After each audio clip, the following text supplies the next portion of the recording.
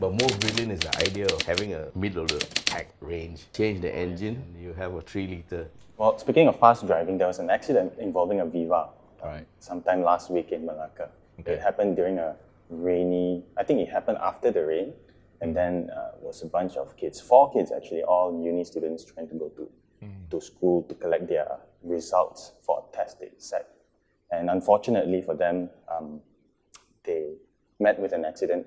I'm not sure what actually played a part in causing the accident, but 3 of them died. So let's take a look at the video and see how we can assess or maybe share some thoughts. Sure. Yeah. So we are looking at a CCTV footage of the scene of the accident. right. So it's a very wet day, obviously. Yeah. I think it's still raining. And you can see the cars behind the. You can actually see the pool of water on the road. Right. And just before the Viva came was a Triton, and he just managed to coast. Yeah. But obviously the Viva was doing much faster than the Triton.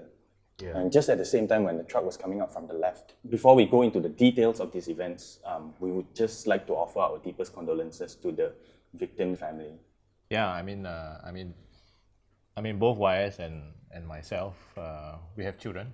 Yeah. And for any parent to have to go through death of their own kids, yeah, it's would be unbearable. It is absolutely tragic, and something that happens too often in Malaysia. So so our condolences to family and everyone involved. So what we've prepared here is a breakdown of how the incident actually took place, and we would like to, at our very best, offer how it happened and to also give you a sense of awareness of how to overcome this in the future.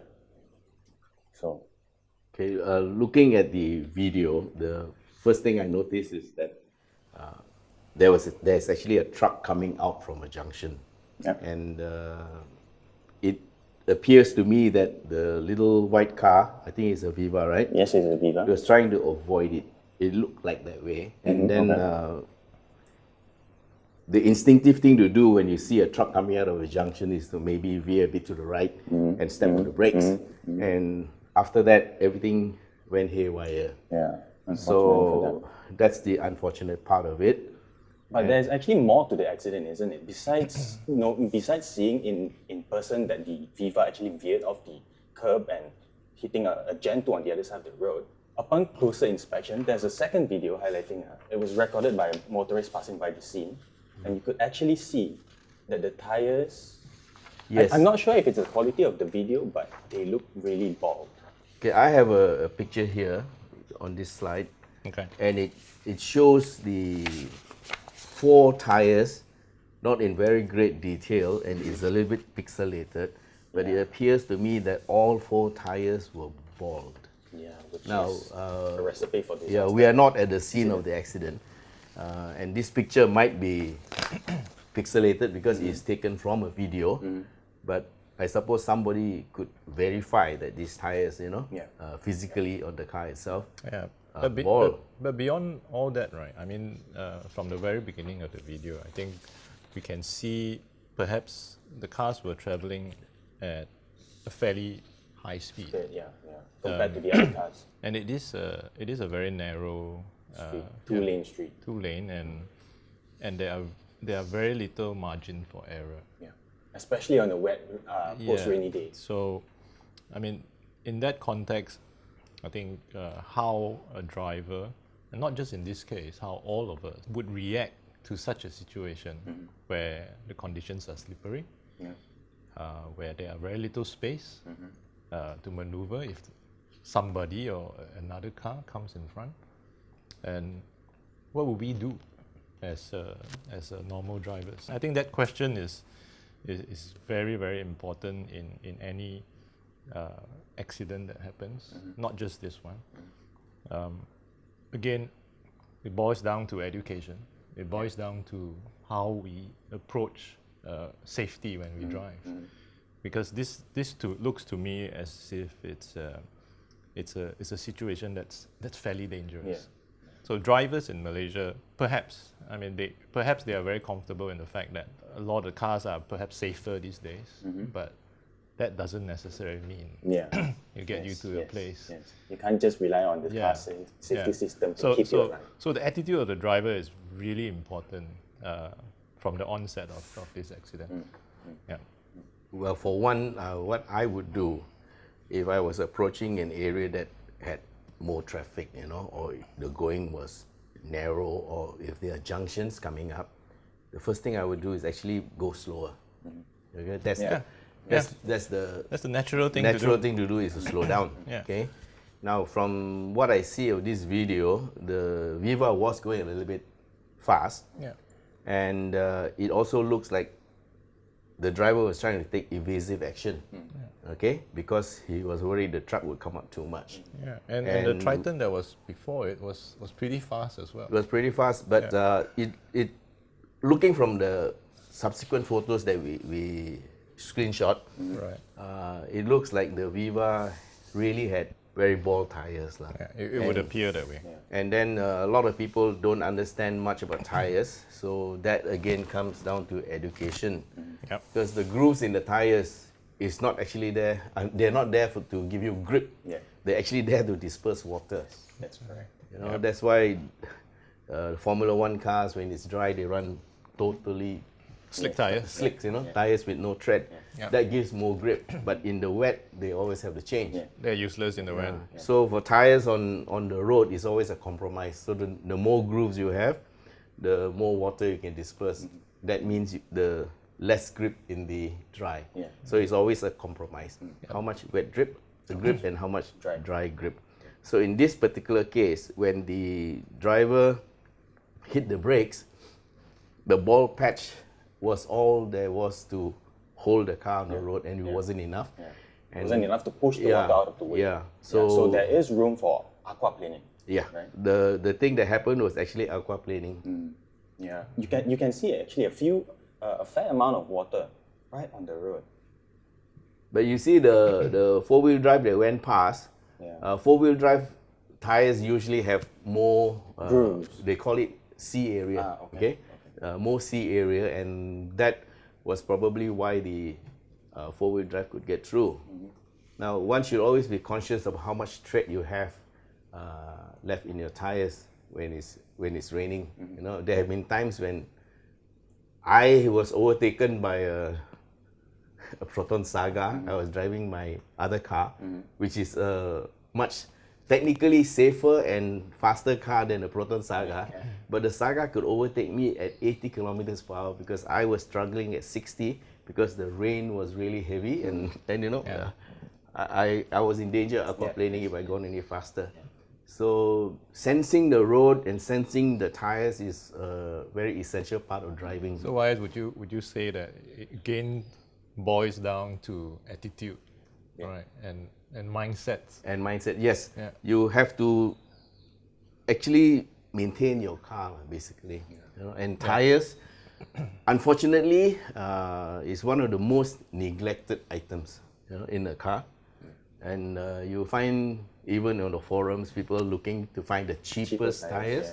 Yes. That's always a concern. And when asked, I always say, you have to buy the most expensive tires that you can afford. Yeah. So That's what connect cars to the road. All that you have is a patch this big, Perhaps 4 even of these smaller. patches Yeah. that Make sure determine, the difference between, actually in this case, is life and death. Yeah. So how important is it? Absolutely critical. And then people think of road safety. Road safety is not just about keeping other people safe. Road safety is also about keeping yourself safe. So how much do you value your That's own right. life? And in a case like this, the 19-year-old boy, I hate to say this, but as a parent, if I had a 19-year-old boy who's driving, I would make sure his tires are not bald. I tell him to, son, you can't drive on bald tires. So were you very nervous when your sons first got their license? I would imagine you were. Well, I have 10 years to go. I so- have 3 children, and of course they have to pass the government driving test, No, of course. but they don't get to drive until they pass my driving test. Okay. Okay. All right. So that includes maneuvering, slalom. So I had 10 cones especially for that, to make sure my children pass my test. And right now, your children are teaching their children how to drive. Yes. Okay. And there was one Fortunate, time in the 90s, when two of my sons, my only two sons, were in one rally car together. One is the driver, one is the co-driver. Oh, how did that make you feel? And somebody asked me, how can you do this, YS? I said, well, I went racing, and now my children want to go racing. Okay. Do you mean to say I have to tell them they can't go? That's right. So I have to let them go, and the least I can do is make sure they learn how to drive properly. Yeah. So education. Education is very important. Comes back to education and awareness of and the perception of being in a car. Yes. How do you perceive danger? So looking at these pictures, I think the drivers, even the pickup that went through before that, looking at how narrow the streets are, looking at the possibility of, I mean, this is a highly populated area, not just with cars. Yeah. There could be pedestrians, right? I think those are the key factors that, for me, something as tragic as this could have been well avoided. Yeah. Yes. With or without ball tires. Obviously, if the tires were in better shape, perhaps the possibility of surviving such an accident or even avoiding it would be better. But for me, it all boils down to your mindset, and I think a lot of Malaysians don't have that. Yeah. Unfortunately, for them, yeah. right? Unfortunately. Today, I've been talking to so many friends about how I used to enjoy driving and why I don't enjoy driving anymore as much as I would have these days. Because when I get into my car, my mindset is now very defensive. I don't know about you, Wes. I have suddenly become a very boring driver. I keep on asking myself, why is it I have to be the one who's defensive? The guy coming out of the junction doesn't stop for me. I have to stop for him. My mom has this saying: you have to care for the fools on the road. Yeah. Yeah. That's probably the reason why. Exactly. It's a little story here because just last week, I was in the car. My 7-year-old was strapped at the back in the child seat. My wife was next to me. We all belted up, obviously. And a young driver waiting on a line, a queue turning right, got impatient, and he wanted to exit that queue. Oh. And he just pulled in front of us. And I thought that we had hit, right? And it doesn't matter whether you are properly trained as a driver. I mean, we have that luxury of going through many driving classes, but what I did was I just slammed on the brakes and steered. And I don't even know whether I missed him because it was that close, because we were alongside. And eventually my wife said, did we hit him? So we didn't manage to hit the car, luckily. You wanted to? By a matter of inches. And it shows how dangerous it is to drive, even on a dry road, in a proper car with proper tires. On a clear, bright, sunny On day. a clear day, right? And it was something like this. It was just a 2-lane road on one side. So for me, I think people's attitudes have to change. If the government and the enforcement doesn't do it, everyone have to learn. Obviously, a tragic episode like that has somehow or rather people have to react within themselves to want to be safer on the road, because there are more cars. Every year. There are more cars every year. The industry puts down 700,000 new cars every year. And there's a lot of cars on the road. There's a lot of new drivers.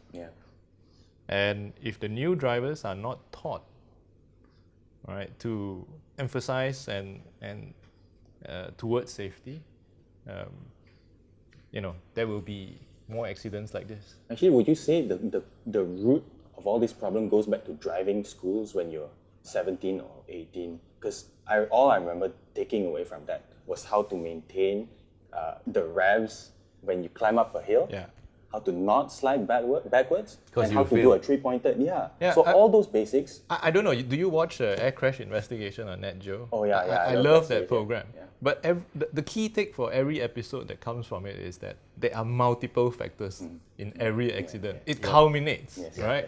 So if you ask me, yeah, of course, your driving school and your instructor plays a key role in shaping how you are as a driver. But what about you when you're growing up? Right. Did your parents set good example for you? Right? Well, I have something to say about that. I think one of the problems we face is that people do not take driving very seriously. Okay, I'm a doctor. I'm a skilled person. Driving, I just get from home to work. It's not important. I'll study my medical books. You know, but if you crash and die, everything is wasted. You know, so I think that people need to be more serious Yeah, about what driving is all it about. goes without saying. You know? And then the other thing is, I noticed there are a lot of people nowadays, they seem to be so preoccupied with life or whatever else that stresses them. They are oblivious to what's happening. I call this environmental awareness lah. Oh yeah, they are a hazard to me because they turn without signaling, they come out of junctions without stopping. They're ridiculous sometimes. You know, and I get this every day. Every day. It's infuriating. It's probably 5 corners from your home you will encounter someone. Oh, I did a video once. I think In I've- 3 kilometers, yeah. I saw about 5 We've seen and driving, we've liked the video. driving faults, you know. And yeah, I mean, even last year, I remember I haven't been in an accident for a long time. Never been to a police station. Thank God for that. Yeah, for a long time. But last year, I was involved in an accident, totally innocent. I was actually driving to one of the car launches. Okay, in another car that was from a car company. Oh no. Okay, and I was stopped by making a U-turn, and a Honda City slammed into the car, and I hit the car in front. Yeah, we had come to a stop. Okay, and as I came down, the driver behind apologized. He was stunned, and the driver in front of the car that I hit came down. Of course, he was very angry at me, but I said no. I said it's the guy at the back, and he went to the back, and the guy was basically holding a phone, and we asked him, were you holding a phone? And he actually admitted he was holding a phone, and he was reading the phone. I mean, we are so preoccupied with so many things while we're in the car right now. Completely neglect. And he didn't even brake. There was no brake marks at all on the road. Just ran straight into He ran straight. So later on, when I went to make a police report, the person who hit me actually was there as well. And he was actually honest enough to admit to the sergeant or to the investigating officer that he was actually on the phone. Well, I've seen girls putting on makeup, lipstick. Oh, I've seen worse. People driving on this is rush hour traffic. 7 o'clock at night, so you can clearly see what the person is doing inside the Right. car, right? So I won't go into the details. Yeah. I won't talk about the gender. It'll make us very angry people. Yeah, right? yeah, If we- yes, we- that's we- right. yeah. That's right. So what this person did, it was in a sedan. Earphones plugged to the phone, and that person was watching a drama, and the phone was just there on the dashboard. So- In the middle lane, hogging the middle lane in slow-moving traffic. It's not even a standstill or what anything like that. Yeah. So It's So what do you do? I just overtook. I couldn't do anything. Yeah. So really, again, it again boils down to how we are as drivers. Imagine if I had honked. Would that send the person into a panic? Well, it would be a wake me up. I would do that at least. Yeah. You know, you're right. sometimes I do some gestures with my hands. I'm not going to tell you what they are, but I do. You wave, right? Yes, I will. Yeah, I mean, we can go through the entire program just having instances of close calls and actual accidents, and it will fill up for the next 2 weeks of the show. But the truth is, the attitudes of drivers in Malaysia is actually quite scary, and it has actually taken driving now to a level where I personally do not enjoy anymore driving on the road. There are a lot of people on the internet asking or badgering Perodua for not including ESP and stuff Right. like that. Let us address that issue. Let's tell you, Okay. let's hear it from Dennis. I mean, it is a. There are always different features in the car that you can improve to make it safer, right? I mean, there are passive ones and there are active ones, right? Passive ones are like airbags, right? So they will save you when you get into an accident. Hopefully, right? There's no guarantee, right? If you crash into a tree at 120 km/h, no airbags will save you, no amount, right? There's safety belts as well, assuming that Malaysians put it on, right? And then there are active safeties like ABS with EBD and electronic stability control. That's what you mean. And of course, the Viva being a cost-effective car, right?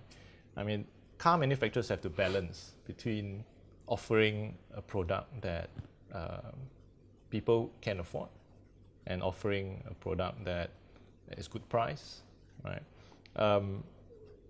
They need to know they do not have at this point in time. They can't offer a product that's entirely stocked with safety features and yet sell it cheap, all right? Because any extra feature you tack onto a car adds cost to the vehicle.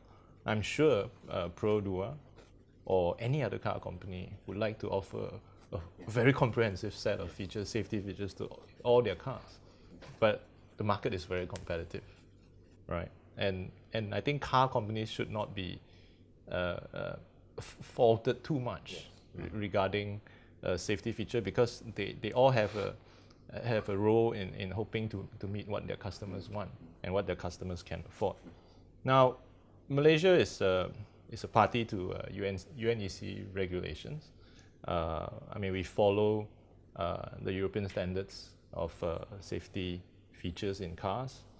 And as far as I understand, by June of 2018, all new vehicles introduced after June 2018, meaning these vehicles that are going to be homologated, will have to fit the electronic stability control as standard.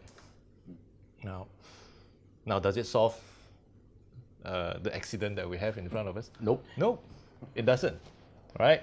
It does help that there will be more new cars on the road that will have this feature, but there are also a huge amount of existing vehicles, whether it's already sold or this model that was launched before June 2018. These models will still sell on as new cars for many years to come. The compliance for existing models sold as new cars is optional, as far as I understand. Right? So it's not a must for them to implement ESC even after the deadline. Yes. Even after June 28. Yes. As long as the model is in production. Yeah. As long as the model is in production, correct. But the new models that is going to be homologated, approved by JPJ, will then need to have. So we are moving towards that, and obviously the old cars will then retire, and hopefully, we will have more cars on the road that ESP. But no, it does not solve what I've seen in this particular accident, because but even if you have a car with all the safety features in the world, but your tires are totally bald, exactly, or you can't drive, you're not an accomplished driver, or you go too fast, things will still happen. So the most important thing is Malaysian. The ultimate safety is the person behind the wheel. We cannot expect cars to save us from ourselves. There would come a day where cars are fully autonomous, right? Road systems are fully autonomous. Even then, right? Hopefully, when we can get into a car and we can sit behind the wheel, and but I don't know whether we still read newspapers by then, but we can read a tablet or something. we do have that. It's called a train. That's right. It might be something like a train, right? Maybe in our daily commute, we never need to, as long as you remove the human element, right? And hopefully technology works then. We will then perhaps have a safer environment, getting to work and And the only accident you have is you miss your station. Yeah, exactly. Right. But no, yeah. I mean, back to your question. Would the Viva have avoided? We won't know for a fact. It might have helped the person not lose control, but no. I mean, if you're going too fast when you're on a very slippery road, And on ball tires. if your equipment is not up to standard, the accident will still happen. I wouldn't blame the car. Yeah. Whatever it is, you drive the car according to its abilities. You know, you cannot overstress it.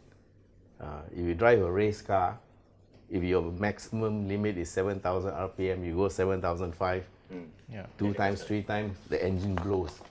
You can't win the race by overstressing the car. So in this particular case, I think if the maintenance had been better, if the driver had been a better driver, trained with some environmental awareness, then this could have been prevented. Yeah. I mean, have Malaysians actually gone so numb with news like this? Right. We read so many. If the child had put on safety belt, if the passengers had put on safety belt, and then all we read is accidents that involves multiple lives. So it again, really, it is the attitude of not just drivers and passengers as well, right? Without everyone buckling up, that very factor alone is still not. The practice is still. I mean, I can take 10 cars. I can look at 10 cars that pass me in traffic. And probably that you have 3, 4 of them, Maybe even more. maybe even more, that don't even use the most basic feature called the safety belt. Right? If you don't use a safety belt, your hopes of surviving. Especially the rear passengers, right? So when we go into questions like ESP and all, it helps you. Yeah. But what is your role in making sure that you don't? Yeah, exactly. Exactly. I think that's why everyone needs to wake up and do something about how you approach safety on the road.